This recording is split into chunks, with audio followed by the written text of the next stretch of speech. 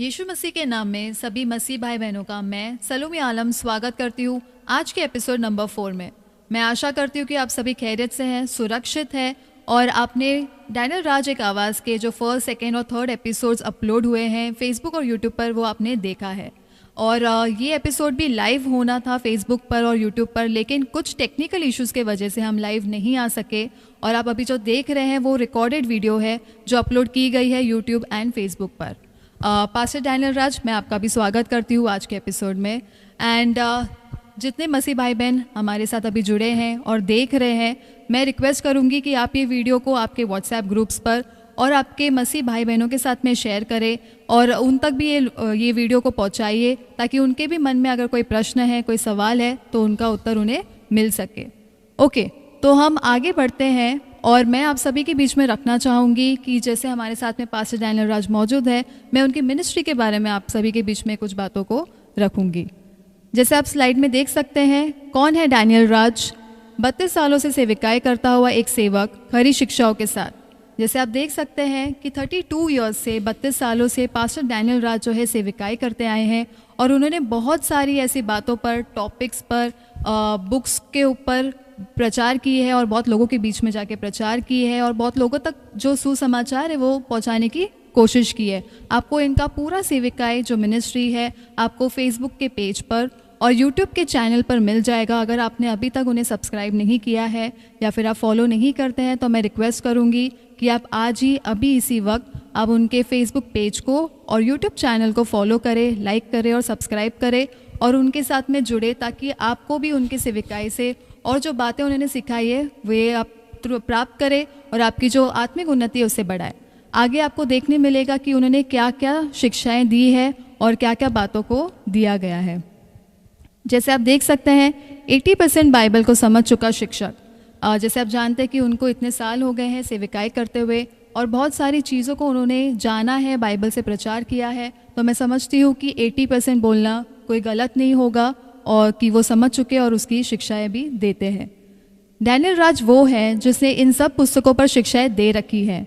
जैसे आप देख सकते हैं book of Genesis, book of Daniel, book of Revelation, books of 4 gospels, book of Acts, book of Romans, book of Galatians, book of Colossians, book of Hebrew, James, 1st and 2nd Peter, 1st, 2nd and 3rd John, book of जूड।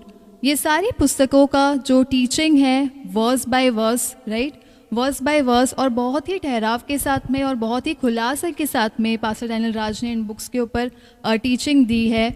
और मैं चाहूँगी कि आपने अगर अभी तक ये books के ऊपर टीचिंग नहीं देखी है, नहीं सीखी है या फिर आपने अभी तक वो वीडियोस नहीं देखा है तो आप यूट्यूब चैनल पे जा सकते हैं, फेसबुक पेज पर जा सकते हैं जहाँ पर ये सारी वीडियोस मौजूद है, अवेलेबल है आपके लिए, आपके शिक्षा के लिए और आपके सीखने के लिए। तो आप इस बुक्स का वीडियो आप दूसरों के साथ भी शेयर करें और आप खुद भी सीखें और अपनी जो आत्मिक उन्नति है उसे करें। और हमने पास्टर डैनियल राज को ये सारी जो ना आप देख पा रहे हैं स्लाइड पर, ये करते हुए भी देखा है। 5 मिनट्स बाइबल स्टडी, ये सारी चीज़ें जूम पर हुई है। 5 minutes Bible study, discipleship training, SSD जिसका फुल फॉर्म है स्कूल ऑफ साउंड डॉक्ट्रिन्स, प्रचारकों का झुंड, ये सारी टीचिंग्स उन्होंने और ये सारी शिक्षाओं को उन्होंने जूम पर दिया है अपने लोगों के बीच में। और ये फेसबुक पे जो प्रोग्राम हुआ है पूछो जो भी पूछना है, बोल टॉक शो, ये कैसा अंधापन है, महान रखवाला पूछेगा और डिबेट शो, ये सारी जो शोज़ हैं और अभी जो इस वक्त भी हो रहा है ये सारा उन्होंने फेसबुक पे लाइव आकर जो है हमारे बीच में बातों को रखा है। तो मैं समझती हूँ कि इससे भी अधिक, इससे भी ना बढ़कर और भी सारे टॉपिक्स हैं जो उन्होंने कवर किया है बाइबल में से, जिसकी जानकारी और जिसका आपको वीडियोस वो अवेलेबल है यूट्यूब चैनल पर और फेसबुक पेज पर। तो आप सब्सक्राइब करें और जुड़े पास्टर डैनियल राज के साथ में, मसीह मंथन बैठक के साथ में, खरी शिक्षाओं के साथ में।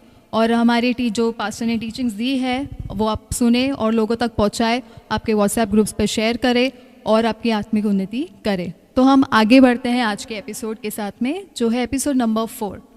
ओके, तो हमारे पास में बहुत सारे प्रश्न आए हैं। जैसे आप ये नंबर देख सकते हैं 9082674102। आप अगर अभी तक आपके सवाल है आपके पास में और आपने हम तक नहीं पहुंचाया है, मैं रिक्वेस्ट करूंगी कि आप ये नंबर जो देख पा रहे हैं स्लाइड पर, टीवी पर, तो आप ये नंबर नोट करें।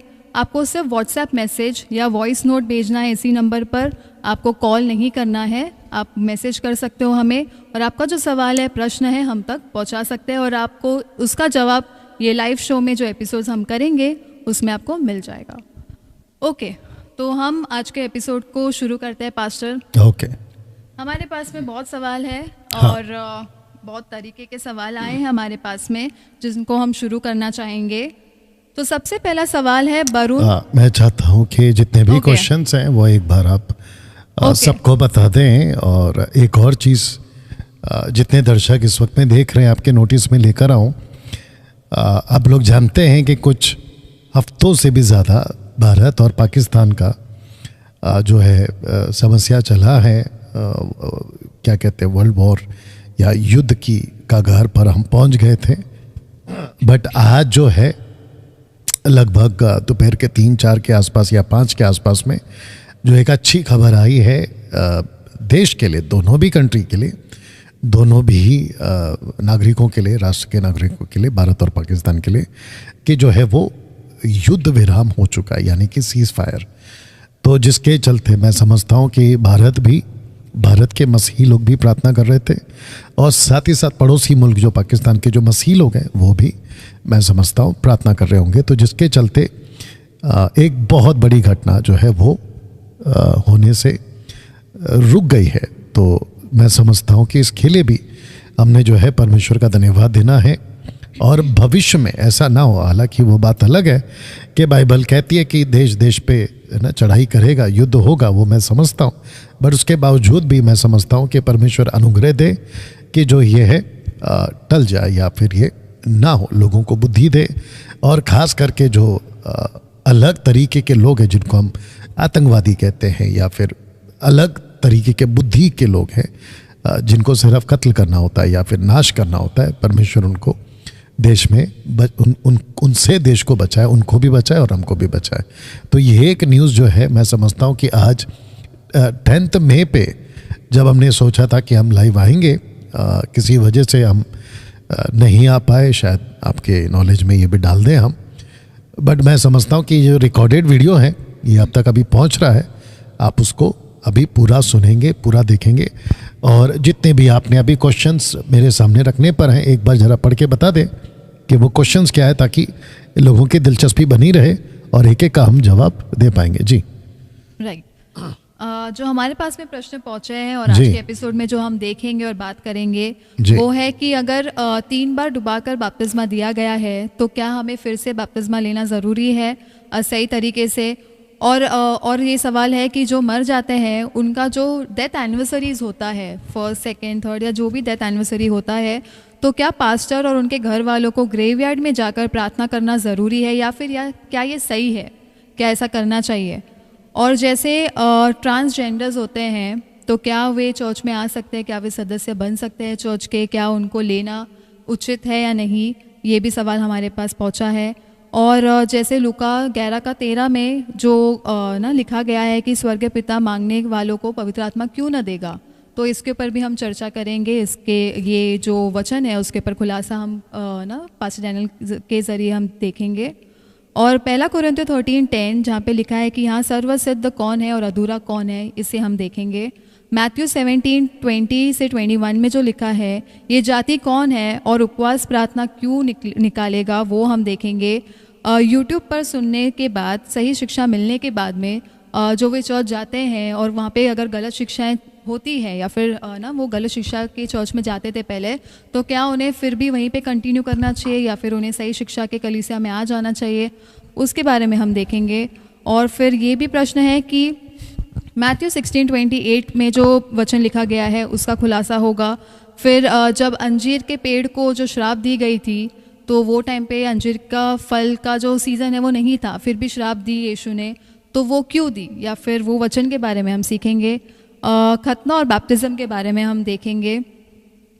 और ये भी हम देखेंगे कि मसीह लड़की डिवोर्स ले सकती है, क्या वे दूसरी शादी कर सकती है, मसीह लड़की नहीं लड़का भी क्या वे डिवोर्स लेकर दूसरी शादी कर सकते हैं।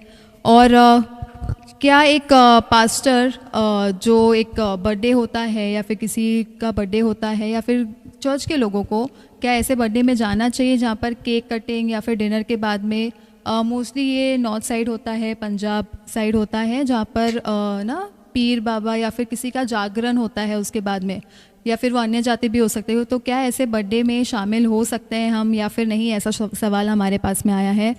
ये भी है कि क्या उद्धार होने के बाद से फिर से शादी या करना पड़ेगा, या फिर हिंदू में अगर पहले शादी हो चुकी है तो मसीह बनने के बाद में क्या हमें फिर से शादी करना है चर्च के रिचुअल्स के साथ में, और क्या बच्चों का समर्पण करना ज़रूरी है।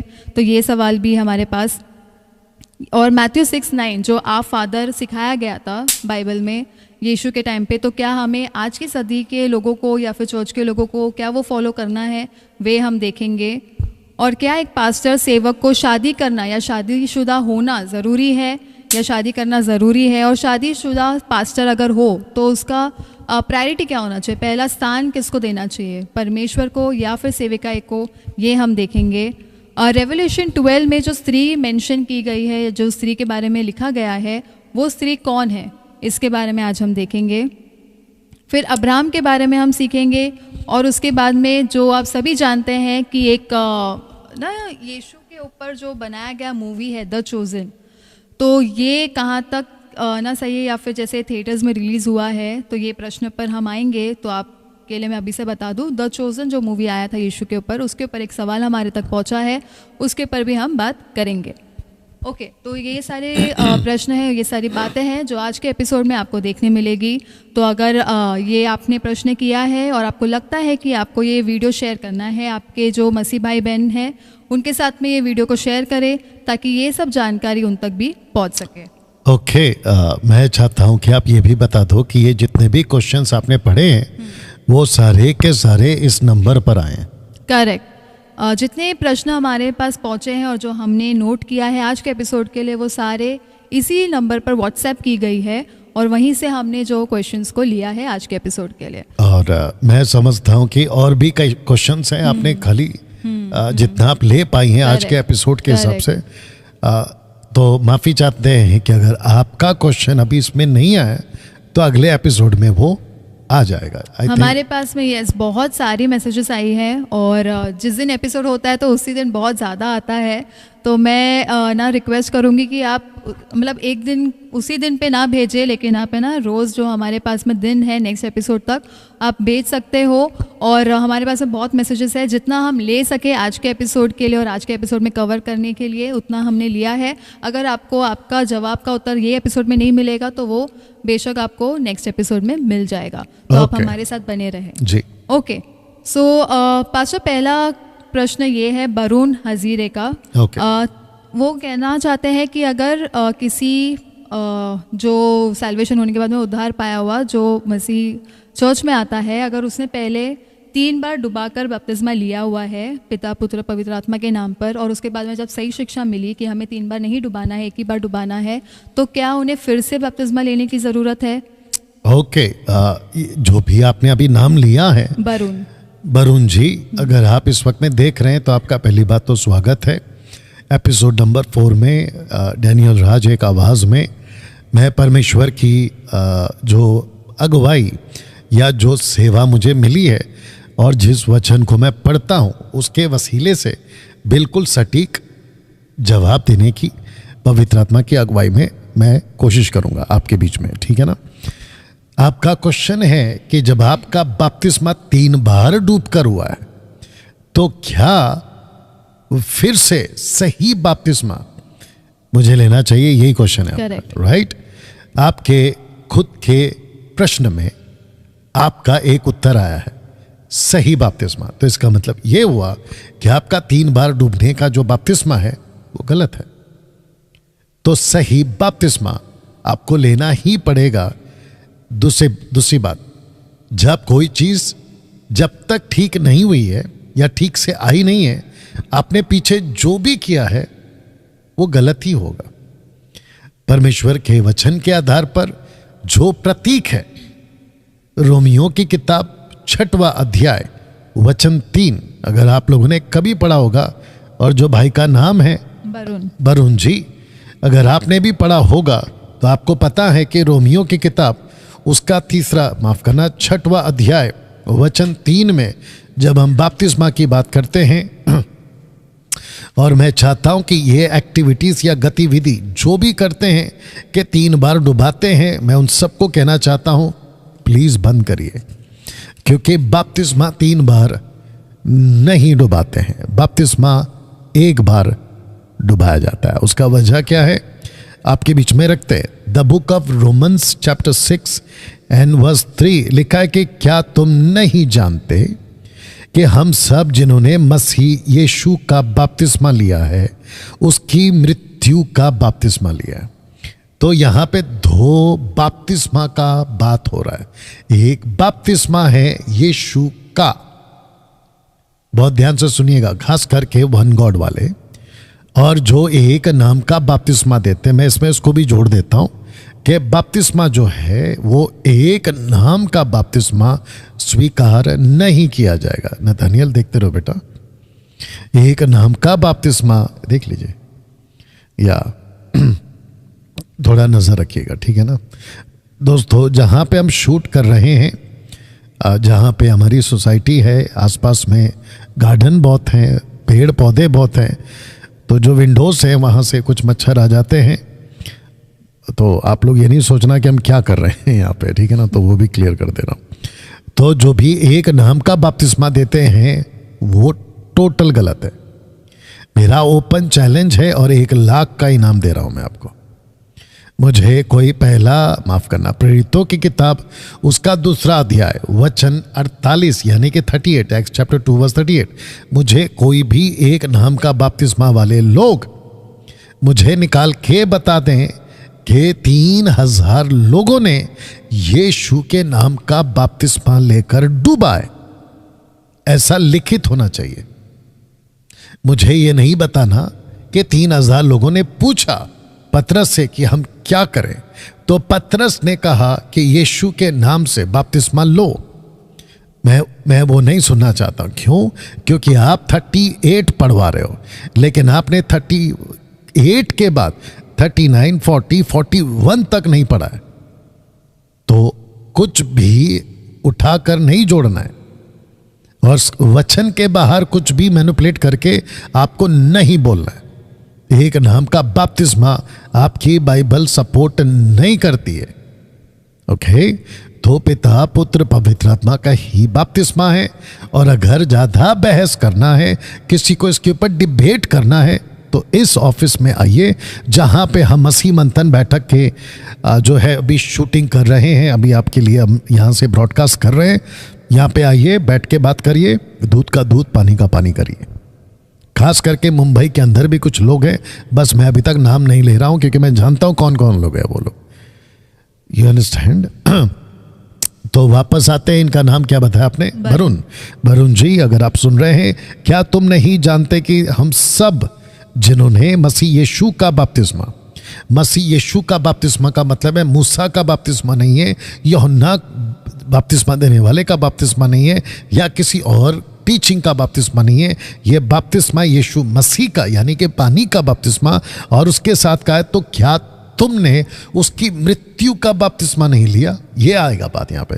तो मृत्यु का बपतिस्मा, पानी का बपतिस्मा, ये दोनों को अगर आप मिलाओगे तो यीशु मृत्यु में गए कितनी बार, मतलब यीशु मसीह की मृत्यु हुई कितनी बार? 1 बार। उनको दफनाया कितनी बार गया? 1 बार। वो जिंदा कितनी बार हुए? 1 बार। वैसे ही इस वचन के आधार पर आप जाते हैं पूरा पानी में 1 बार। जैसे यीशु कब्र में गया पूरा 1 बार, यीशु 3 दिन के बाद में पूरा आया कब्र से बाहर 1 बार, आप पानी में से बाहर आते हो 1 बार। तो इस वचन के आधार पर आपको जाना है पानी में 1 बार, तुरंत पानी में से बाहर आना है 1 बार, तो डूबना है 1 बार। लेकिन आपको डूबते वक्त में जो भी प्रभु का दास होगा या जो भी होगा जिसने आपको बपतिस्मा देना है, लड़का माफ करना पुरुष हो या स्त्री, क्योंकि स्त्री भी बपतिस्मा दे सकती है, मैं ये भी कह दे रहा हूं अभी यहां से, पुरुष बपतिस्मा दे सकता है और स्त्री भी बपतिस्मा दे सकती है। अगर इसके ऊपर किसी को बहस करना है तो आइए, चलिए छोड़ दीजिए उसको। तो आपको डुबाना है सिर्फ 1 बार, लेकिन 3 नाम के साथ, पिता पुत्र पवित्र आत्मा। सो आशा करता हूं कि आपको जवाब मिल गया जी। Thank you so much pastor. मैं समझती हूँ ब्रदर वरुण, आपको आपका जवाब मिल गया है। और इसी के साथ में पास्टर आपने एक और चीज़ क्लियर कर दिया है कि जो स्त्री है वो भी बपतिस्मा दे सकती है। जी। तो अगर किसी के मन में यह प्रश्न है कि क्या स्त्री बपतिस्मा दे सकती है या नहीं, तो पास्टर ने अभी जैसे बताया है कि पुरुष हो या स्त्री हो आप बपतिस्मा दे सकते हैं। ओके, नेक्स्ट क्वेश्चन के पास हम जाएंगे, जो कि नाम नहीं दिया गया है उनका जिसका प्रश्न है, बट ये प्रश्न है कि जो मर जाते हैं और जब उनका फर्स्ट डेथ एनिवर्सरी होता है या फिर जैसे उनका डेट ना आता है एनिवर्सरीज का, तो पास्टर या घर के लोग ये करते हैं कि वो ग्रेवयार्ड जाते हैं जहाँ पर उन्हें दफनाया गया था और उनके घर के लोगों को, और वहाँ जाके वो प्रार्थना करते हैं। तो क्या ऐसा करना सही है और क्या ये जो प्रोसेस फॉलो करते हैं क्या ये सही है? ओके, ऐसा कुछ आपके शास्त्र में, यानी कि जिसको हम बाइबल कहते हैं, उसमें ऐसा कुछ लिखा तो नहीं है। लेकिन क्योंकि जब हम चर्च चलाते हैं तो कई लोग आते हैं, अलग अलग कल्चर से लोग आते हैं, या अलग अलग समाज के लोग मसीह में आते हैं, प्रभु में आते हैं, और उन सब की अपनी अपनी एक मान्यता या प्रथा है जब वो मसीह में नहीं होते। तो मैं इसको ऐसा भी बोलना चाहूँगा कि सबकी भावना जुड़ी होती है उन व्यक्तियों के साथ जिनका जो प्रियजन है वो गुजर गया है। बच्चा हो सकता है माँ बाप के लिए, माँ बाप के लिए बच्चे हो सकते हैं, या बच्चे के लिए माँ बाप हो सकते हैं, पति पत्नी, या फिर रिलेटिव्स हो सकते हैं। तो वो जब जाते हैं तो उनको ऐसा लगता है, पहला क्लियर कर देता हूँ, उनको ऐसा लगता है कि उनका पार्थिव शरीर के साथ साथ वो भी उतरी है। तो पहली बात तो ये है कि हम लोग इतने मैच्योर हैं या इनफ मैच्योर है कि, या समझदारी में है कि जो आत्मा है वो नीचे नहीं रहती है। जब कोई मर जाता है वो प्रभु के पास जाती है, अगर वो प्रभु में सोया है, यानी कि अगर वो मसीह है, तो वो उसका सिर्फ पार्थिव शरीर है। सब उपदेशक की किताब उसका 12:7 कहता है कि मट्टी को मट्टी में चले जाना चाहिए और आत्मा जिसने दिया है वो परमेश्वर के पास में लौट जाती है। तो जो भी ग्रेवयार्ड में जाते हैं या कब्रिस्तान में जाते हैं, तो आपको ये समझना ज़रूरी है वो व्यक्ति वहाँ नहीं है, वो मात्र मट्टी है, यानी कि बॉडी है। हाँ, जब प्रभु यीशु आएंगे अपने द्वितीय आगमन में, यानी कि रैप्चर के टाइम पे, तो आवाज़ लगाएंगे और जो मसीह में योग्य हैं या फिर वो उठाए जाने के योग्य हैं उनको आवाज़ लगाएगा और वो वहाँ से उठाए जाएंगे। जो कि हमने देखा है यीशु के मृत्यु के टाइम पे भी, जब वो मरे तब मुर्दे जी उठे, और जब वो यीशु जी खुद जी उठे तब भी कई मुर्दे जी उठे। इसको आप लोग जो हैं मत्ती के 27 चैप्टर में 51, माफ़ करना 51, 52, 53 में आप लोग इसको पढ़ सकते हैं। बट आपने कहा कि वहाँ जाकर प्रार्थना कर सकते हैं क्या? अब फिर प्रश्न उठता है कि जब वो व्यक्ति वहाँ है ही नहीं तो आप प्रार्थना क्या करोगे? नंबर 1, अगर ये प्रार्थना करते हो कि प्रभु ये जो व्यक्ति है, जो भी आपका प्रियजन जा चुके हैं, गुजर चुके हैं या मसीह में सो गए, इनकी आत्मा को शांति दे, तो ये जो शब्द है ना, आत्मा को शांति दे, ये ही गलत हो जाएगा। क्योंकि अगर वो प्रभु के पास में है, वो वैसे ही शांति में, तो आपको प्रार्थना क्यों करना है? यही कहते हैं ना कि जो चीज़ फटा नहीं है उसको सिलाना क्यों, और जो चीज़ टूटा नहीं है उसको जोड़ना क्यों? वो वैसे ही प्रभु के पास है, तो फिर आप प्रार्थना क्यों करोगे? नंबर 1, प्रभु इसकी आत्मा भटक रही है क्या? क्यों भटकेगी? अगर वो प्रभु में नहीं है तो आपको पता है वो कहाँ है, नाश की ओर है, नरक की ओर है। अगर वो प्रभु में है तो वो स्वर्ग में, यानी प्रभु के पास है, तो प्रार्थना का कॉन्सेप्ट नहीं आएगा। आप वहां क्या कर सकते हैं?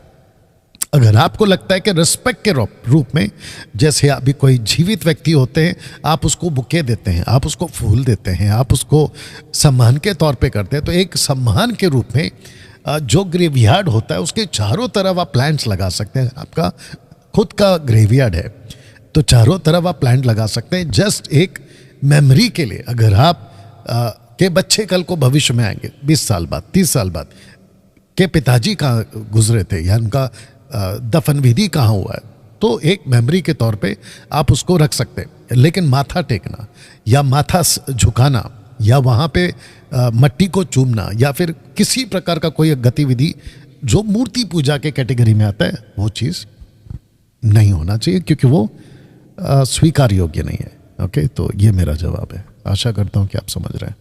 Thank you so much pastor जवाब के लिए। और जब आप प्रश्न भेजते हैं तो आप आपका नाम भी मेंशन कर सकते हैं, ताकि हम आपका नाम लेकर जो है जवाब दे सकें यहाँ से, और आपको पता चले कि आप ही के लिए हम जो है ये प्रश्न को ले रहे हैं और आपका जवाब हम यहाँ पर दे रहे हैं। तो मैं समझती हूँ कि ये प्रश्न का उत्तर बहुत अच्छे से आपने पूरा खुलासा कर हमारे बीच में रखा है। हम नेक्स्ट क्वेश्चन की तरफ जाएंगे। ब्रदर कमल का ये प्रश्न है कि जैसे ट्रांसजेंडर जो होते हैं और अगर वो चर्च में आते हैं तो क्या हम उन्हें सदस्य बना सकते हैं या फिर हम क्या उन्हें चर्च में ले सकते हैं, क्योंकि उनके चर्च में ऐसा हुआ है कि एक ऐसे ही व्यक्ति आए थे और उन्होंने उनको चर्च से निकाल दिया। तो कहाँ तक ये सही है और हमें ऐसे सिचुएशन में या फिर ऐसे टाइम पे हमें क्या करना चाहिए? ओके अगर ऐसा किसी चर्च ने किया है कि जो थर्ड जेंडर्स होते हैं या ट्रांस होते हैं, ट्रांस से आपका क्या मतलब है? उन्होंने कुछ ऐसा डाला है स्पेसिफिक? नहीं, मतलब जो लड़का होते हैं लेकिन जो लड़की के भेष में आते हैं, जो आप थर्ड जेंडर की बात कर रहे हो, राइट? करेक्ट। ओके, हाँ, ऐसे भी लोग हैं जो आजकल जिसको कहते हैं कि लड़का ना रह गया लड़की बन गया, या लड़की ना रह गया लड़का बन गया, या फिर ये भी हो सकता है कि लड़की लड़की से शादी कर रही है, लड़का लड़का से शादी कर रहा है। तो मैं आपको बताता हूँ कि इन दिस केस में, मतलब इस क्या बोलते हैं मुद्दे पर, तो यहाँ पे हम सख्ती से पेश आएंगे कि लड़का लड़का लड़की लड़की वाला कॉन्सेप्ट शादी वाला नहीं होता है। अगर आप थर्ड जेंडर की बात कर रहे हैं यानी कि यूनक्स, तो उनको छूट है, वो आ सकते हैं और वो आते भी हैं। उनका तो बाकायदा चर्च भी चलता है। और उसमें से अगर आप देखोगे एक्ट चैप्टर 8 में जिसको फिलिप ने गॉस्पल सुनाया, वो यूनक था इथोपियन का।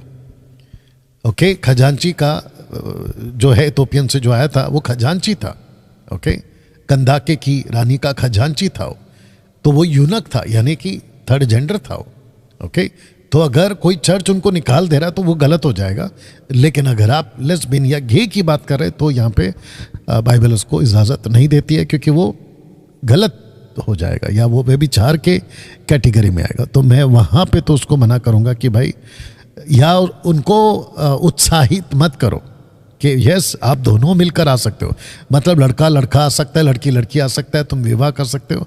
इसकी तो बिल्कुल इजाज़त बाइबल नहीं देती है, ये गलत है। बट थर्ड जेंडर आ सकते हैं। Okay, thank you so much pastor. Yes, ये प्रश्न ट्रांसजेंडर जो थर्ड जेंडर है उनके लिए ही था, और जैसे आपने बताया कि वे आ सकते हैं, तो मैं चाहूँगी कि जितने ये वीडियो देख रहे हैं और अगर आप ये समझते हैं कि ऐसे सिचुएशन आपके चर्चेस में होता है या फिर हुआ है और आपके जानकारी में ये है, तो आप उन तक ये वीडियो को पहुंचाइए ताकि वे भी सुन सके, जान सके कि क्या सही है क्या गलत है। और वैसे अगर वे करते हैं, वो चर्च में अगर ऐसे चीज़ें होती है तो वे सही को जान सके और वे ऐसे चीज़ें आगे को ना करें जी। ओके, पूजा कुमारी का यह प्रश्न है लूका 11:13। मैं रिक्वेस्ट करूंगी नत्तू अगर हमारे बीच में आप निकाले। नतानियल नतानियल आप निकाले और पढ़े हमारे बीच में लूका 11:13।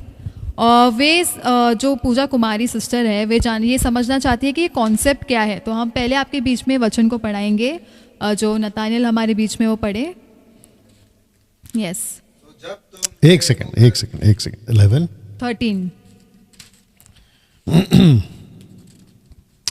आपका आवाज जो है ना वो यहाँ नहीं पहुंचेगा,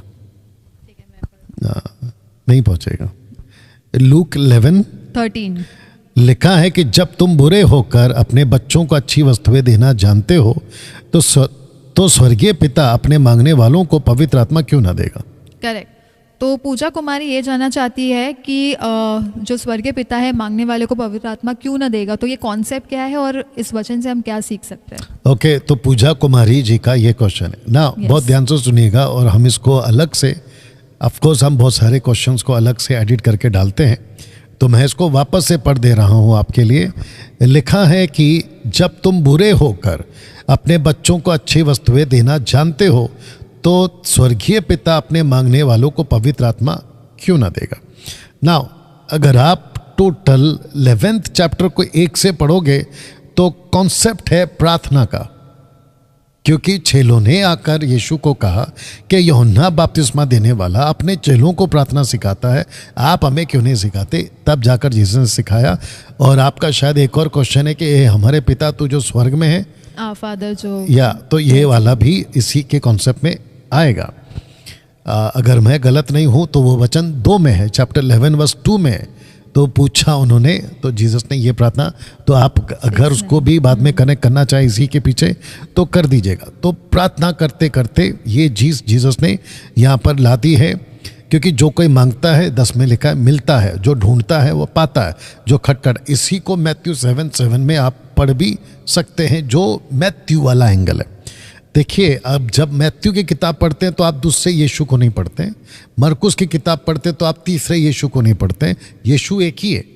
लेखकों ने कम से कम 20 साल के बाद इन 4 किताबों को जीसस के ऊपर आधारित, उनकी बातों पर आधारित अलग अलग 4 एंगल से लोगों ने बात को लिखा है।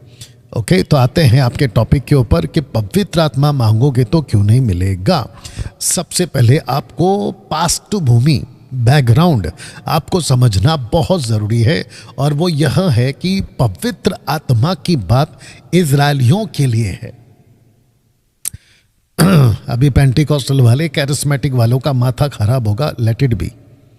वापस कह देता हूं कि पवित्र आत्मा की बात इजरायलियों के लिए है, कलीसिया के लिए नहीं है। पहला ठीक से सुन लो, कलीसिया के लिए बाद में कब हो गई। कलीसिया मतलब अन्य जाति। हालांकि कलीसिया में 2 लोग जुड़ेंगे, जूइश एंड जेंटाइल। बट कौन से जूइश? मैसियानिक जूइश, जो जीसस को स्वीकार करते हैं, नॉट ओल्ड टेस्टमेंट जूइश। बहुत लंबा स्टडी है, सब नहीं दे पाऊंगा। इशारों में कुछ कुछ बातों आपके बीच में रखूंगा। डैनियल भाई, आपने क्यों कहा कि ये इजरायलियों के लिए? अगर आपको हेजेकियल की किताब उसका 36वां यानी कि 36th चैप्टर वर्स 24 से भी पढ़ लोगे, 24, 25, 26, 27, 20 अगर आप पढ़ोगे तो आपको पता चलेगा कि परमेश्वर कहता है कि मैं तुम लोगों को नया मन दूंगा, पत्थर का हृदय निकालकर मांस का हृदय दूंगा, और तुम्हारे भीतर नई आत्मा उत्पन्न करूंगा, और परमेश्वर का आत्मा तुमको दूंगा। और जब जीसस ने कहा अपने डिसाइपल्स से कि जब पवित्र आत्मा तुम पर आएगा, यरूशलेम, यहूदिया, समरिया। यरूशलेम कौन है? इज़राइल। यहूदिया कौन है? इज़राइल।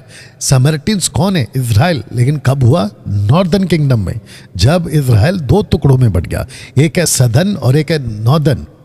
तो समरटिन कौन है? नॉर्दर्न। तब पता चलता है कि जीसस ने कहा। फिर उसके बाद में, क्योंकि जीसस को पता था कि 34 AD में स्टीफन का कत्ल हो जाएगा, स्टीफन को मार दिया जाएगा, उसके बाद सुसमाचार फैल गया, उसके बाद में बदलाव आ गया, उसके बाद में जो सुसमाचार है, तब जीसस ने कहा पृथ्वी के छोर तक। हालांकि अगर 34 में स्टीफन को नहीं मारते, जैसे पतरस ने कहा प्रेरितों की किताब 1 अध्याय वचन 6 और 7 में कि परमेश्वर पिता यानी यीशु जी इज़राइल को राज्य कब दे रहे हो, तब जीसस ने कहा था, क्या कहा था?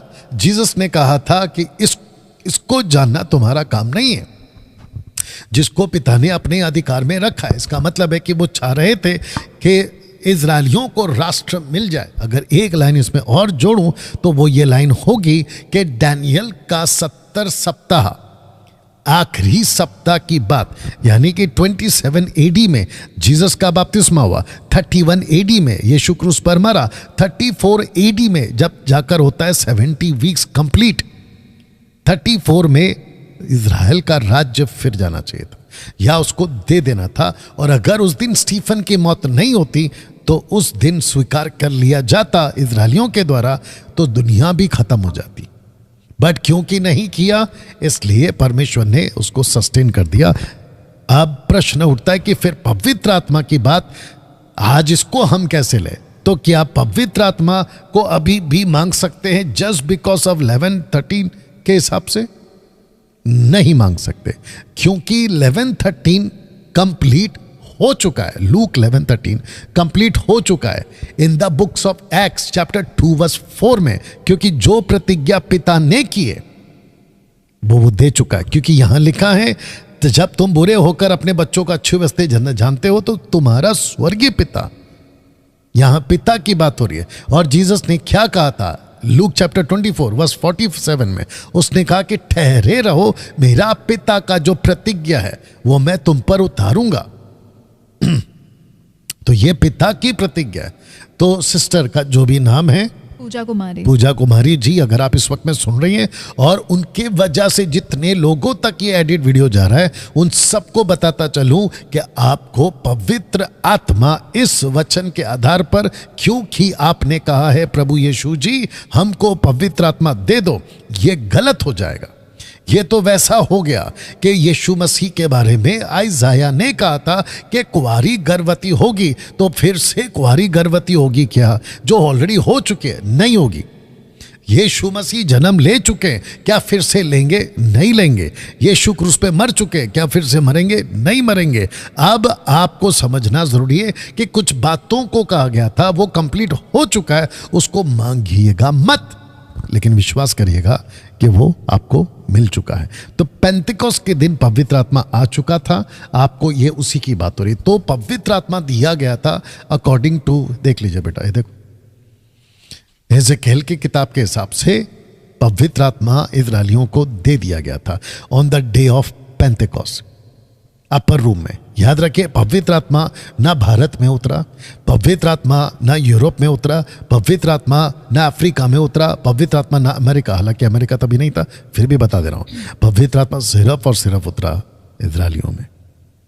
वहां से जो लॉ फैली है या जो चेले फैले हैं वो उसी हिसाब से फैले हैं। वो पवित्र आत्मा को लेकर थोमा भारत आया है, बाकी लोग अलग अलग क्षेत्र में फैले, उसी आत्मा को लेकर फैले, ये उसी हिसाब से है। ओके, सो आपको 11-13 के हिसाब से पवित्र आत्मा नहीं मांगना है क्योंकि वो दे दिया गया है। जी, thank you so much pastor. Sister Pooja Kumari, आपको आपका जवाब मिल गया होगा, और इन्हीं का और भी प्रश्न है जो वचन को लेकर ही है, वो मैं आपके बीच में रखना चाहूँगी। उनका और एक प्रश्न है 1 कोरिन्थियों 13:10, जो मैं आपके बीच में पढ़ना चाहूँगी, या फिर नतानिएल अगर आप रहेंगे। 1 कोरिन्थियों 13:10, उसको मत बोलिए आप, 13 का 10, हाँ मैं पढ़ दे रहा हूँ उसको। आइए इसको सुन लेते हैं। लिखा है कि परंतु जब सर्वसिद्ध आएगा तो अधूरा मिट जाएगा। जी करेक्ट। तो वो जानना चाहते हैं कि ये सर्वसिद्ध कौन है और अधूरा कौन है। ओके, सर्वसिद्ध कौन है और अधूरा कौन है? एक्चुअली ये एक लाइन में बात आपको समझना होगा कि जब सर्वसिद्ध आएगा तो अधूरा मिट जाएगा। अधूरा आपके और हमारे अंदर से मिटेगा जब सर्वसिद्ध आएगा। तो आपका क्वेश्चन ये होना चाहिए कि ऐसा कौन आएगा कि आपके अंदर से अधूरा मिट जाएगा। तो ये नहीं पूछना है कि सर्वसिद्ध कौन है और अधूरा कौन है। अधूरे हम हैं, और जब कोई सर्वसिद्ध आएगा तो हमारे अंदर से अधूरा चला जाएगा। तो ये उस हिसाब से, और ये क्यों मैं बोल पा रहा हूँ, 8 से लेकर अगर आप 13 तक पढ़ोगे तो ये पूरा का पूरा कॉन्सेप्ट है, जो कि जब मैं बालक था तो बालक को किनारे बोलता था, परंतु जब सियाना हो गया ये उस हिसाब से आएगा। इसलिए मैंने आपको कहा है कि हमारे अंदर अधूरापन है ना। इसको भी हम एडिट करके बताएंगे आपके लिए, अब वीडियो को पहुँचाएंगे, और ये मेरे बाइबल कॉलेज में का सब्जेक्ट है। आप में से मैं हर एक को बता दूं कि मसीह मंथन बैठक आप जब बता रही थी ना कि हम 32 साल से क्या क्या कर रहे थे, कितनी किताबों पे हमने प्रचार किया है, तो मैं आपको बताता चलूं कि अभी फ़िलहाल 2024 से 2025 अभी चल रहा है। पिछले साल के अगर सितंबर के महीने से अगर मैं गलत नहीं हूं तो हमने शुरू किया है, और अभी हमारा 20वां बैच चल रहा है। राइट। तो हम 12 लोगों को बुलाते हैं और उन लोगों को हम बाइबल कॉलेज कराते हैं मुंबई के अंदर बुलाकर। अगर इसमें से कोई आना चाहता है, अभी जो सुन रहे हैं, आपका भी स्वागत है। 9982335777 पे आप लोग कॉल करके पॉज करके सुन लेना। आप लोग आकर हमारे लिए, हमारे पास में मात्र 7 दिन में आपको जो है Bible college, short term Bible college in fact करा दी जाएगी। उसमें का ये हमारा फेवरेट, जब चर्च का टॉपिक आता है तो हम इसको लेते हैं। तो मैं जल्दी से बताऊं, खैर पूरा तो नहीं बताऊंगा, लेकिन मैं शॉर्ट में आपको बता दूं कि सर्वसिद्ध आ चुका है। अगर आप ये कहोगे कि भाई ये सर्वसिद्ध कौन है, अगर आपके दिमाग में ये है कि क्या ये यीशु है, तो बिल्कुल नहीं है। लेट मी रिपीट अगेन, यीशु नहीं है। दूसरा, क्या ये पवित्र आत्मा है? जी नहीं, ये पवित्र आत्मा भी नहीं है। तो फिर ये कौन है? एक लाइन में बता दूं, ये चर्च है, कलीसिया। जी, ये कलीसिया है। मुझे वो रेफरेंस दीजिए, मुझे वो रेफरेंस। सिद्ध बनो में जोर से बोलिए। ओके, मत्ती की किताब, उसका 5वां अध्याय 48। और आपको बता दूं कि सिद्ध बनो, ऐसे बहुत सारे स्क्रिप्चर्स आपको मिलेंगे। मैथ्यू चैप्टर 5 वर्स 48 लिखा है, इसीलिए चाहिए कि तुम सिद्ध बनो। और आपने क्या कहा था कि जब सर्वसिद्ध, ग्रीक वर्ड है टेलियन, जो टेलियन शब्द है ग्रीक में उसी का 10 का 13 का, पहला कुरिन्थियों 10 का 13 का, तो वो शब्द है टेलियन। तो टेलियन का इंग्लिश में जो ट्रांसलेशन आया है वो आया है परफेक्ट। परफेक्ट। यहां पर यीशु कहता है सिद्ध बनो क्योंकि तुम्हारा पिता सिद्ध है। इब्रानियों की किताब अगर आप उसका 6वां अध्याय निकालोगे, इसको हम आपके लिए एडिट करके जब भेजेंगे तो please go through this, okay. लिखा है कि इसलिए आओ, हिब्रू चैप्टर 6 वर्स 1, इसलिए आओ मसीह की शिक्षा की आरंभ की बातों को छोड़कर हम सिद्धता की ओर आगे बढ़ते जाएं। सिद्धता। तो इसका मतलब क्या है? मैं जानता हूं कुछ बुद्धिजीव लोग मेरे इस वीडियो के, जब ये एडिट वीडियो आपके पास पहुंचेगा फेसबुक और यूट्यूब पर, मैं जानता हूं कि कुछ बुद्धिजीव लोग जो जीसस को ये बोलते हैं कि सर्वसिद्ध यीशु है, वो पक्का वीडियो बनाएंगे। तो मैं कहना चाहता हूं, अगर वीडियो बनाना है इस मुद्दे पर कि डैनियल राज ने पहला कुरिन्थियों 10 के 13 को, माफी चाहता हूं 13 के 10 को यीशु ना कहते हुए कलीसिया कह दिया। अगर अभी जरा अपने स्टाइल में आता हूं, अगर किसी को भी इतनी हिम्मत है वीडियो बनाने की, तो उससे ज्यादा हिम्मत यह रखना कि मुंबई आकर मेरे सामने बैठ के और पूरी पब्लिक के बीच लाइव, बहुत ध्यान से सुनिएगा, लाइव यहां पे आके पब्लिक के बीच में रख देना। और फिर मैं जितनी भी मसीह समाज जो हिंदी भाषा समझती है उन सब के बीच में मैं उस आदमी की जो तबीयत से, आप समझ गए, हाँ, वचन के आधार की गोली मारूंगा। और फिर मैं देखूंगा कि मेरे एक एक सवाल का जो मैं दागूंगा गोली, आत्मिक गोली, उसका वो कैसे जवाब देता है। आप सभी जानते हैं मसीह समाज के लोगों, कुछ 4-5 साल से मुझ जैसे 10% ने जब चुप थे तो इन लोगों की बकवास मसीह समाज में बहुत गई है और वो बन गई है कंक्रीट। तो इन लोगों के बीच में जब अब हम आए हैं और अगर मैं खड़ा हूं तो मैं मेरा नाम ले लेता हूं, तो इनकी जो दाल है ना वो अब हम गले नहीं देंगे। तो ऐसे लोग को लगता है कि डैनियल राज वो यीशु है, वो चर्च कैसे हो गया, आइए इधर। बट मेरा स्टेटमेंट यही रहेगा कि वो यीशु नहीं है, वो आत्मा नहीं है, और वो कलीसिया है। अब कलीसिया कौन है? यू एंड मी, आप और मैं। ओके, अब सर्वसिद्ध हम कब बने, हमारा अधूरा कब मिटा? बहुत ध्यान से सुनिएगा। 1st सेंचुरी में जहां पतरस था, जहां पौलुस था, जहां स्टीफन था, जहां फिलिप था, जहां जेकब था, जहां जॉन था, इनके टाइम पर परफेक्ट, कंप्लीट और कंप्लीशन नहीं आया था, क्योंकि तब किसी के पास में भी कंप्लीट कैनन यानी कि शास्त्र नहीं था। लेकिन सेकंड जनरेशन यानी कि पतरस का जो अगले चेले थे, साइलस, सिलास, माफ करना, बरनबास, तिमोती, टाइटस, इन सब के पास में सर्वसिद्ध यानी कि कंप्लीशन आ चुका था। तब जाकर पौलुस कहता है कि जब सर्वसिद्ध आएगा तो मसीह की देह में जो अधूरा है वो चला जाएगा। एक आखिरी चीज, यीशु ने खुद कहा मैं जा रहा हूं, उसको भेजूंगा और वो जब आएगा मेरी बातों में से तुम्हें बताएगा। बट इसके पहले उन्होंने क्या कहा? मैं बहुत कुछ कहना चाहता हूं, तुम उसको नहीं समझोगे। इसी को कहते हैं अधूरा। लेकिन जब पवित्र आत्मा आए, जब 5-fold मिनिस्ट्री दे दी गई, यही तो लिखा है कि 5 प्रकार की सेवा ही दी है। एक काम करते हैं, उसको भी क्लियर कर देते हैं। जब 5 प्रकार की, इफिसियों की किताब उसका 4था अध्याय, इफिसियों की किताब उसका 4था अध्याय वचन 11 में, अगर आपने कभी पढ़ा होगा तो आपको पता होगा। इफिसियों की किताब उसका 4था अध्याय और वचन 11, इफिशियन 4:11। देखिए यहां पर क्या लिखा, मैं पूरा आपके लिए वचन 11 को पढ़ देता हूं कि कुछ प्रेरित कुछ को भविष्यवक्ता, कुछ को सुसमाचारक, कुछ को रखवाले, उपदेशक नियुक्त करके दे दिया। बट इंपॉर्टेंट पार्ट क्या है? वर्स 12 लिखा है जिससे पवित्र लोग सिद्ध हो जाए। तो 5-fold मिनिस्ट्री दी गई थी फर्स्ट सेंचुरी में सेकेंड जनरेशन को सिद्ध करने के लिए। तब पौलुस कहता है सर्व सिद्ध आएगा, अधूरा मिट जाएगा। तो ये जवाब है।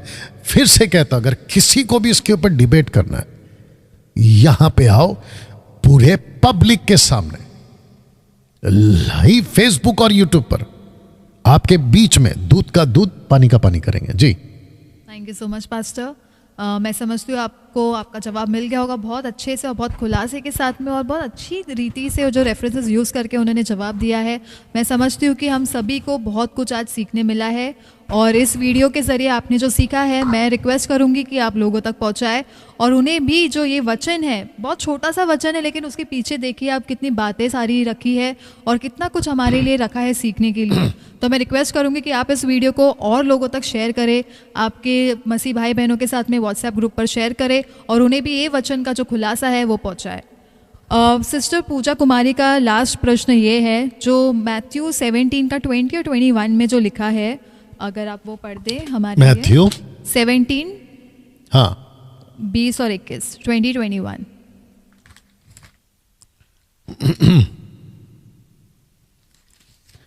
Okay 20 21 and 20 yes 20 and 21। हाँ ऐसा बोलो। 21 and 20 क्या होता है?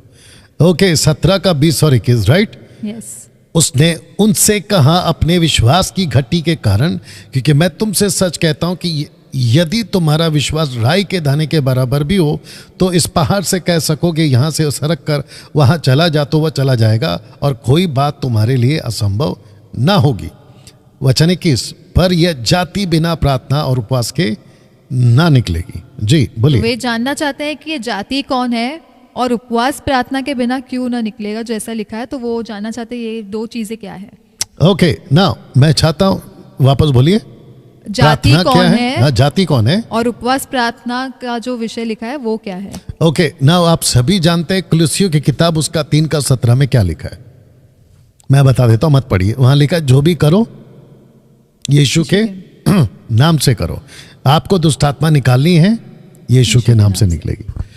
देखिए जीसस, अगर हम कोई भी रेफरेंस को लेते हैं तो उसका रेफरेंस के साथ साथ में अगर उसको डॉक्ट्रिन बनाना है तो सपोर्टिव स्क्रिप्चर चाहिए, क्योंकि इस वचन के आधार पर के बिना प्रार्थना और उपवास के नहीं निकलेगा। तो लोगों ने उसको इतना सा लेकर यह कहना शुरू कर दिया कि देखा अगर दुष्ट आत्मा निकालनी है तो प्रार्थना और उपवास के साथ ही निकालना। प्रार्थना का मतलब यह है डांटना। ओके इसी मरकुस की किताब का पहला अध्याय में ले चलता हूं जहां पर जीसस ने क्या किया बता देते हैं। अगर दुष्ट आत्मा निकालने की बात हो रही है, जाति के ऊपर मैं आऊंगा क्योंकि जाति का कनेक्शन है दुष्ट आत्मा से, यानी कि ये बातों से, ठीक है ना। और आप हिंदी पढ़ते हैं, आप इंग्लिश नहीं पढ़ते क्योंकि ट्रांसलेशन इंग्लिश में से हुआ है।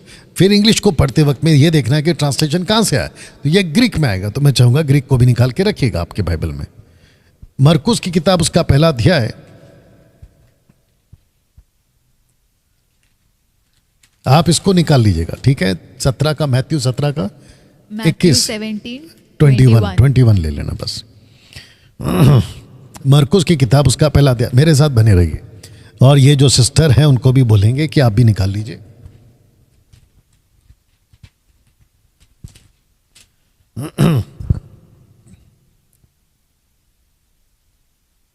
ओके हमको पढ़ना है 34, मार्क चैप्टर 1 वर्स 34। लिखा है कि उसने बहुतों को जो नाना प्रकार की बीमारियों से दुखी थे चंगा किया, बहुत सी दुष्ट आत्माओं को निकाला। अब जरा सुनिएगा, दुष्ट आत्माओं को बोलने ना दिया क्योंकि वे उसे पहचानती थी। अगर आप इसी स्टेटमेंट को लोगे कि पहचानती थी तो फिर वहां पे भी पहुंचना होगा जहां प्रेरितों की किताब 7वें अध्याय में सिकवा नाम के 7वां अध्याय या जो भी है, सिकवा नाम के 7 बच्चे थे, उन्होंने भी निकालने की कोशिश करी। तो दुष्ट आत्माएं खुद कहती हैं यीशु को जानती हूं या जानते हैं, पौलुस को जानते हैं, तुम कौन हो। तो दुष्ट आत्माओं को भी पता है कि कौन क्या है। मेरा पॉइंट यह है कि आप जो भी करो यीशु के नाम से करो, जैसे मैं बता चुका हूं। यहां पे यीशु मसीह डांटते थे, हुक्म देते थे, अधिकार देते थे। मैं उसके खिलाफ नहीं हूं, लेट मी क्लियर दिस, कि उपवास करना ही नहीं है। अगर पवित्र आत्मा लीड करता है बिल्कुल करिए, लेकिन किसी प्रकार का कोई रूढ़िवादी में या परंपराओं में या रिचुअल में मत जाइए कि उसके बना होगा ही नहीं। क्या है ट्रांसलेशन अभी जो बोला आपको? हाँ, ग्रीक में क्या है? हाँ, कंप्लीट करो, रीड दैट। हाँ, उसका ग्रीक क्या है? जाति का। हाँ हाँ, तो क्या ट्रांसलेशन आया? दिस काइंड आया। वो काइंड है ना बेटा, बस। तो इसका मतलब ये हो गया कि वो जाति नहीं है, ऐसी तरह की काइंड। हाँ, तो आप जब उसको पढ़ते हैं ना, देखो यहाँ पे आपने क्या पढ़ लिया है, 21 को मैं वापस आ रहा हूं, पर ये जाति बिना, तो आपने क्या पूछा इन्होंने, ये जाति कौन है? इट्स अ काइंड, राइट बेटा? काइंड मतलब ऐसी तरह। तो आपको लगा कि ये कोई जाति है, ये जाति नहीं है, एक तरह, ये एक प्रकार, ये वो है टाइप। या सिंपल है। दुष्ट आत्माओं को निकालने के लिए आपको हुक्म देना है। देखो जीसस ने क्या, एक लास्ट क्लियर कर देते हैं, मरकुस 16 का 17 में देखो जीसस ने क्या कहा, कितना सिंपल है। यीशु कहते हैं मरकुस 16 का 17 में, विश्वास करने वालों में ये चिन्ह होंगे कि वे मेरे नाम से दुष्ट आत्मा निकालेंगे। सिंपल है। आपको जीसस खुद अधिकार देता है। और आपको बता दूं,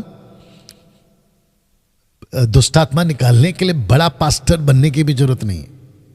एक लोगों के दिमाग में गलत कॉन्सेप्ट डाल दिया गया है कि दुष्ट आत्मा निकालेगा तो पास्टर ही निकालेगा। नो, लिखा है कि अगर कोई उद्धार पा सकता है, कोई भी उद्धार पा सकता है। अगर कोई भी उद्धार पा सकता है तो कोई भी दुष्ट आत्मा निकाल सकता है। क्या बात है? राइट। क्योंकि जो विश्वास करता है, उद्धार पाता है, उसी का उद्धार होगा, बपतिस्मा लेगा, माफ करना, उसकी निशानी है कि वो दुष्ट आत्मा निकालेगा। तो यस सर जी, thank you so much pastor.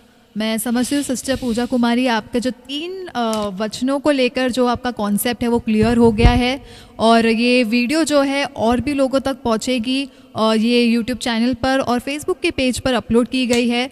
तो मैं चाहूँगी कि आप इस लिंक को शेयर करें आप मसीह भाई बहनों के साथ में, आपके जो ना चर्च के लोग हैं उनके साथ में, और जो ये कॉन्सेप्ट है ये 3 वचनों का, और वो आप कॉन्सेप्ट जो है क्लियर कर सकते हैं, और जो बहुत अच्छे से पास्टर ने समझाया है वो भी समझ सकते हैं बहुत आसानी से। एक चीज़ हम जानना चाहते हैं कि अब टोटल टाइम कितना हो गया उसमें, जोर से? 52 मिनट। अच्छा, 52 मिनट। तो हम 1 घंटे का ही स्लॉट रखेंगे।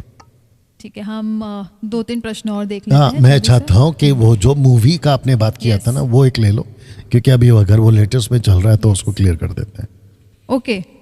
सुनैना सिंह का ये प्रश्न है, जैसे द चोजन करके मूवी का नाम है, जो सीरीज आया है उसका नाम है द चोजन। दिखाओ मेरे को नथानियल, गूगल में दिखाओ, क्योंकि मेरे को नहीं पता ये क्या चीज़ है। ओके। तो ये हाल ही में बहुत सोशली बहुत ट्रेंड कर रहा है, और बहुत जगह पर ये मूवी और सीरीज जो है रिलीज की गई है थिएटर्स में। एंड ये कब हुआ है? आई थिंक 1-2 महीना, ये बहुत पहले से चल रहा है, लेकिन उसका जो एपिसोड्स है वो आते रहता है बीच बीच में। जो दिखाओ वहीं से, वहीं मेरे हाथ में दो, फोन दो। हाँ, it's okay, come, no problem. कौन सा वाला है इसमें से? कौन सा वाला है? अरे इमेज पे जाना था ना बेटा, इमेज पे जाना था। यहाँ पे गूगल किधर है? हाँ, मैं दिखाऊं? हाँ दिखाओ मेरे को, सिर्फ है ना, इस पे जूम आउट करके दिखाना जरा। और अभी ये थिएटर में चल रहा है? यस, ये जो मूवी है द चोजन। ओके, अच्छा ये वाला, हाँ, द चोजन, ये देखिए, थोड़ा जूम करो इसके ऊपर, वहीं से करो, खींचो उसको।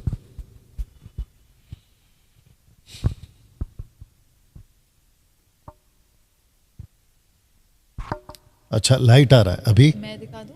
एक काम करो नथानियल, वहां पे लेके जाओ। ओके, देख लिया आप लोगों ने। ओके, तो क्या क्वेश्चन है इनका कि क्या ये मूवी जो रिलीज हुई थी थिएटर्स में, अभी तो शायद निकल गया होगा थिएटर से, एंड बहुत मसीह भाई बहन जो चर्च के लोग हैं, इनफैक्ट पास्टर्स भी, जो लीडर्स है पास्टर्स है, वे भी ये मूवी को देखने के लिए थिएटर्स गए हैं। और ना बहुत जगहों पर इसका ये हुआ है कि आप देख सकते हैं, इसमें कोई बुराई नहीं है क्योंकि ये यीशु के ऊपर मूवी बेस्ड है। तो वो जानना चाहती है कि कहाँ तक ये सही है कि अगर ये यीशु के ऊपर मूवी है और अगर थिएटर्स में रिलीज हुआ है, क्या फिर भी हम थिएटर जा सकते हैं? ओके, तो मैं इसको ऐसा जवाब देता हूं, आप क्योंकि कोई थिएटर जा रहा है उसकी वजह से आप क्यों जा रही हो? पहली बात। इसको फिर दूसरा तरीका से, आपका खुद का ज़मीर आपको क्या कहता है? ठीक है, अगर क्या नाम है इनका? सुनैना। सुनैना जी, अगर आप ये पलट कर पूछ रहे कि डैनियल राज, अगर आप के पास ये पता चले कि मुंबई शहर में ये पिक्चर लगी है, थे चोजन वन, जीसस की मूवी लगी है, क्या आप जाओगे? अगर आप मुझे पूछ रहे हैं तो मेरा सीधा जवाब है, मैं नहीं जाऊंगा। मैं नहीं जाऊंगा। अभी मुझे नहीं पता, जैसे इन्होंने कहा सलोमी ने, कि मुंबई के बहुत सारे पास्टर्स या जो भी क्रिश्चियंस है वो गए, वो जाने उनका प्रभु यीशु न्याय के दिन क्या हिसाब देंगे प्रभु को, वो जाने। अगर आप मुझे पूछोगे तो just because of this movie मैं थिएटर नहीं जाऊंगा, नंबर वन। अब इसको मैं पलट कर बता दे रहा हूं। जिसने भी मूवी बनाई है, मुझे नहीं पता कि उसका मकसद क्या है, लेकिन वो जो भी मूवी में है वो कहां से डालेगा कंटेंट? यहां से डालेगा। अगर वो इसमें से डाल रहा है तो आपको क्या मिलेगा? जो आप ऑलरेडी पढ़ रही हैं वही मिलेगा। और अगर डैनियल भाई नहीं, वो कुछ अलग है जो इसमें नहीं है, तो फिर मेरा क्वेश्चन उठेगा, जो इसमें नहीं है आप उसको क्यों देखने जा रहे हो? ओके, आपको एक एग्जांपल देता। कौन सा था वो? डेविड का क्या था वो नाम, क्या था उसका? David, kingdom of David. हाँ, किंगडम ऑफ डेविड। अब आप बताइए कि किंगडम ऑफ डेविड पर जो आया था सीरियल था, क्या था वो पता नहीं, सीरीज, जो भी था वो, अब आप देखिए कि उसमें कितना सारा कंटेंट ऐसा डाला है जो इससे मैच नहीं करता। जैसा कि सबसे पहला यह बता दिया कि दाऊद की जो मां है वो यीशे की दूसरी बीवी है। ये इसमें कहां है? मतलब इलीगल वाइफ का बच्चा है वो। अब आप सोच के देखिए कितना बड़ा गुनाह है वो, या कितना बड़ा गलत बात आ गया। दूसरी, यस, हाउस ऑफ डेविड है, हाउस ऑफ डेविड है, ठीक है ना, या हाउस ऑफ डेविड है, तो इसको करेक्ट कर लीजिएगा, ठीक है ना। फिर क्या बताया है कि गोलियात उसको भाला फेंक के मार रहा है और दाऊद को भाला लग गया है। ये यहां पर कहां है? और फिर यह भी पता चला है कि कोई नाम क्या था, मिकल उसके पीछे पड़ा हुआ है, दाऊद की शाहुल की बेटी के पीछे। वो एक लव एंगल का ट्रायंगल दे दिया है, एंगल ट्रायंगल जो भी है वो इसमें कहां है? तो कुछ ऐसी चीजें हैं। वो बीच में क्या आया था, दा विंची कोड, वो टोटल बिब्लिकल नहीं है, नॉन बिब्लिकल है वो। तो कुछ ऐसी चीजें हैं जो आपको नहीं मिलती हैं, जो आजकल की मूवी। अब प्रश्न उठता है कि इसके पीछे का डायरेक्टर कौन है? आपको पता है, अभी यूट्यूब पे मुझे पता चला है कि जीसस 18 साल कहां थे? शुरुआत के 18 साल, मतलब बर्थ से 12 तक का तो जिक्र है बाइबल में, लेकिन 12 to 30 वो नहीं है, यानी कि 18 ईयर्स।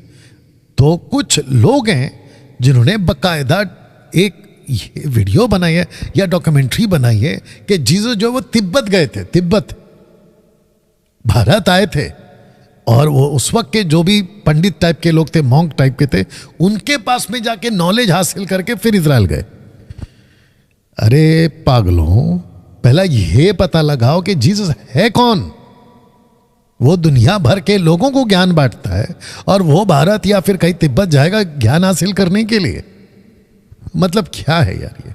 तो ऐसा कुछ है, जब पता लगता है कि डायरेक्टर जिसने मूवी बनाई है अगर वो कल्ट निकला तो तुम कल्ट मूवी देखने जा रहे हो। और ये क्या लगा के रखा है। अब ये जो भी जाते थिएटर में बिकॉज ऑफ ये, अब आप बताइए कि उसके पहले ऐड क्या आता है, फिर उसके पहले वहां क्या क्या चलता है। अब मैं इसको मेरे को पूछोगे तो गलत है, मत जाओ, क्योंकि कोई जा रहा है मत जाओ। आपका खुद का ज़मीर आपको क्या कह रहा है ये देख लो पहला जी। Next. Alright, thank you so much pastor. 1 घंटा हो गया तो एक लास्ट ले लो। ओके, ठीक है, हम नेक्स्ट क्वेश्चन की तरफ जाते हैं, जो कि विनय कुमार ने पूछा है कि क्या एक सेवक या पास्टर को शादीशुदा होना ज़रूरी है, क्या शादी करना ज़रूरी है, और अगर पास्टर या सेवक शादीशुदा है तो पहला प्रायोरिटी जो स्थान होता है, पहला स्थान किसको देना चाहिए, परिवार को या फिर सेविकाई को? ओके, तो ये वे जानना उसका नाम क्या है? विनय कुमार। विनय कुमार। ओके विनय कुमार जी, आपका स्वागत है एपिसोड नंबर 4 में। और पहला तिमोती की किताब उसका 3 अध्याय वचन 1 से 1 तिमोती चैप्टर 3 वर्स 1 पढ़ रहा हूँ। लिखा ये बात सत्य है कि जो अध्यक्ष होना चाहता है वह भले काम की इच्छा करता है। यह आवश्यक है कि अध्यक्ष निर्दोष हो और एक ही पत्नी का पति हो, मतलब शादीशुदा हो। अगर पत्नी है, और मैं वापस कह देता हूँ इसमें ये भी डाल देता हूँ कि अगर स्त्री है, मतलब औरत है, वुमन है, वो भी पास्टर बन सकती है। अगर इसके ऊपर किसी को बहस करना है, डिबेट करना है, आइए यहां पे। डैनियल राज ने कहा कि महिला पास्टर बन सकती है, ऐसे कैसे बन सकती है। अब मैं उसको मुंह तोड़ जवाब देता हूं, पागल हो इधर आओ। मुंह तोड़ जवाब घर पे बैठ के नहीं देते।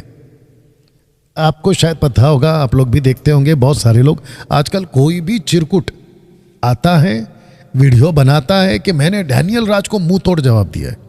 बेटा मेरे मुंह पे एक बार आके तो बता फिर देखते क्या होता है। तो पीठ पीछे तो कोई भी बोल सकता है कि मैंने, अगर मैं अपने आप में आकर वीडियो बनाना शुरू करूं तो फिर मैं कितना बना सकता हूं। तो ये सब बंद करो। अगर इतनी हिम्मत है, आओ ना, बैठो ना सामने आकर फिर बताओ। तो औरत पास्टर बन सकती है, औरत पास्टर का काम कर सकती है। पुरुष जितना कुछ कर सकता है, शादी, मैयत, प्रभु भोज, बैप्टिज्म, कट टू कट औरत कर सकती है। और जो कहता है नहीं कर सकती है, इधर आ जाओ, फिर देखो क्या होता है। जो नाम क्या बताया इनका? विनय कुमार। विनय कुमार जी, आपका ये जवाब है। और आपने क्या पूछा कि क्या शादीशुदा होना जरूरी है एक पास्टर सेवक को, और पहला स्थान किसको दे, परिवार को या सेवक? शादीशुदा तो होना चाहिए, मैंने आपको बता दिया। अगर औरत है तो पति के साथ होना चाहिए, अगर पत्नी है तो औरत के साथ होना चाहिए। उसकी वजह भी है क्योंकि अगर आप चर्च चला रहे हो और जिस चर्च में आते हैं लोग वो शादीशुदा आते हैं, आपको कैसा पता चलेगा कि काउंसलिंग क्या करना है, बताना क्या है। अगर आप खुद ही डॉक्टर का काम नहीं जानते हो तो आप मरीज को क्या इलाज करोगे? कारपेंटर का काम नहीं जानते हो तो लकड़ी का क्या काम करोगे? इलेक्ट्रीशियन का काम नहीं जानते हो तो फिर बिजली का क्या काम करोगे? वैसे ही अगर आपको नहीं पता है चर्च क्या है, जो कि चर्च बनता है पति पत्नी यानी कि फैमिली, तो आप कैसे चलाओगे? दूसरी बात, अगर आपको काउंसलिंग करना है किसी महिला को तो आप कैसे करोगे? तो वाइफ को भेजोगे। ये वाले कॉन्सेप्ट के हिसाब से पति पत्नी का यानी कि शादीशुदा होना पास्टर का जरूरी है। दूसरी बात, इंपॉर्टेंस किसको देना है? ऑफकोर्स परमेश्वर को पहला देना है। इस पृथ्वी पर कोई भी शादीशुदा पति पत्नी हो, पहली प्रायोरिटी परमेश्वर है। पहली प्रायोरिटी परमेश्वर है। डैनियल भाई, परमेश्वर नहीं पूछा है, मिनिस्ट्री पूछा है। तो मेरा क्वेश्चन यह है कि मिनिस्ट्री किससे संबंधित है? परमेश्वर से संबंधित है। परमेश्वर खुद कहता है ना, मत्ती का 6:33 में, seek the kingdom first, seek the kingdom first. राज्य की खोज करो। तो उसका राज्य क्या है? मिनिस्ट्री। अच्छा, इसका मतलब डैनियल भाई पति पत्नी को या पत्नी ने पति को, पति ने पत्नी को, बच्चे ने माँ बाप को ऐसे ही छोड़ देना? किसने बोला? मैंने तो नहीं बोला। हम भी फैमिली वाले, हम भी शादीशुदा वाले, तो हमको भी पता चलता है ना। तो इसको कहते हैं बैलेंस करना, इसको कहते हैं बुद्धि के साथ चलना। ये उसके हिसाब से आएगा। तो परमेश्वर की प्राथमिकता पहले। ये तो ऐसा भी हो सकता है, अगर कल को पत्नी कहती है खबरदार जी, अगर तुमने कलीसिया चलाया तो क्या करोगे? पत्नी की बात को सुन के प्रभु को छोड़ दोगे क्या? नहीं ना। एग्जैक्टली ये वैसा है। तो बुद्धि के साथ काम करना है। सो प्रायोरिटी परमेश्वर है, परमेश्वर का काम है, परमेश्वर की मिनिस्ट्री है, परमेश्वर का राज्य। उसके बाद आपको ये भी देखना है, रखना है, फैमिली है, बच्चे हैं और जो भी उसका रिस्पॉन्सिबिलिटी। जी, thank you so much pastor. जैसे आपने सुना कि पास्टर हो, सेवक हो, या फिर ना जैसे उन्होंने बताया कि स्त्री भी सेविकाई कर सकती है, दोनों के लिए है कि अगर आप पास्टर भी नहीं है लेकिन सेविकाई करते हैं तो आपका पहला स्थान सेविकाई ही होना चाहिए, उसके बाद में आपका परिवार आता है, राइट। तो ये यहाँ पर हम एंड करेंगे सवालों के साथ में। जितना हमने आपको बताया था कि और भी बहुत सारे सवाल हैं हमारे पास में जिनको हमने कवर नहीं कर पाए आज के एपिसोड में, वो हम नेक्स्ट एपिसोड में कवर करेंगे और भी सवालों के साथ में। तो मैं रिक्वेस्ट करूँगी कि तब तक के लिए आप जो ये नंबर देख पा रहे हैं 9082674102, आपके जो भी सवाल है, जो भी प्रश्न है, जो डाउट्स है, वो अगर किसी वचन के बारे में, जैसे आज आपने देखा होगा आज के एपिसोड में हमने बहुत सारे वचनों का खुलासा देखा है, तो अगर मैं समझती हूँ अगर आपके पास में भी कुछ ऐसे वचन है जिसका खुलासा आप जानना चाहते हैं यहाँ पर, तो मैं रिक्वेस्ट करूँगी इसी नंबर पे आप व्हाट्सएप करें। आप वॉइस नोट भी भेज सकते हैं लेकिन कॉल ना करें, आप व्हाट्सएप करें और हमारे तक आपका प्रश्न पहुँचाइए और हम लाइव यहाँ पर आपको आपके प्रश्नों का जवाब देंगे। और मैं फिर से क्षमा चाहूँगी कि आपको ये रिकॉर्डेड वीडियो देखना पड़े, हम लाइव नहीं आ सके, लेकिन नेक्स्ट एपिसोड जो आपके बीच में हम आएंगे वो लाइव होगा फेसबुक और यूट्यूब पर, और उसी की रिकॉर्डेड वीडियो भी आपको मिल जाएगी। Thank you so much pastor हमारे साथ में आज शामिल होने, जुड़ने के लिए। और ये एपिसोड मैं यहीं पर समाप्त करूंगी, अंत करूंगी, और जो नेक्स्ट एपिसोड होगा उसकी जानकारी आपको मिल जाएगी और आपको पोस्ट और उसका डेट आपको मिल जाएगा, दे दिया जाएगा फेसबुक और यूट्यूब पर। आप ना देखते रहिए। वापस से बता दो फॉलो करने के लिए फेसबुक, यूट्यूब। जैसे आपने देखा कि यहाँ पर भी बहुत सारे वचनों का खुलासा हुआ है और जो पास्टर की मिनिस्ट्री रही है, जो आपने देखा है बहुत सारे किताबों के ऊपर उन्होंने प्रचार किया है, खुलासा दिया है, और भी बहुत सारी टॉपिक्स है और शोज़ हुई हैं। अगर आपको ये सारी चीज़ें आपको एक ही जगह पर मिलेगी, वो है आपका पास्टर का फेसबुक पेज और यूट्यूब चैनल। तो मैं रिक्वेस्ट करूंगी अगर आपको सीखना है और बढ़ना है तो आप इनका यूट्यूब चैनल फॉलो करें, सब्सक्राइब करें और जो बेल आइकन होता है वो आप प्रेस करें, ताकि जब भी कुछ नोटिफिकेशन होता है, जब वीडियो अपलोड होती है तो आपको वो अलर्ट आ जाएगा। और फेसबुक पेज को भी आप लाइक करें और फॉलो करें, ताकि जहाँ पर भी और जब भी वीडियो अपलोड होती है आपको उसका नोटिफिकेशन अलर्ट जो है आ जाएगा। Okay, thank you. All right, तो ये एपिसोड को हम यहीं पे समाप्त करते हैं। थैंक यू सो मच ये एपिसोड देखने के लिए। शेयर करें, मैं अभी भी कहूँगी और मैं बार बार कहती हूँ कि आप शेयर करें ये वीडियो, क्योंकि बहुत ज़रूरी है। जैसे आपको ये जानकारी मिल रही है, औरों तक ये पहुँचाना बहुत ज़रूरी है, ताकि उनकी भी जो आंखें खुले और वे भी सत्य को जाने और जो सही ना शिक्षा है वे उनको पहचान सके। तो आपको नेक्स्ट एपिसोड का डेट दे दिया जाएगा। अभी के लिए thank you so much and हमारे साथ में जुड़ने के लिए हमारे साथ बने रहे, और जो पहले के एपिसोड्स है और ये एपिसोड्स है उसे आप शेयर करें। Thank you so much, God bless you.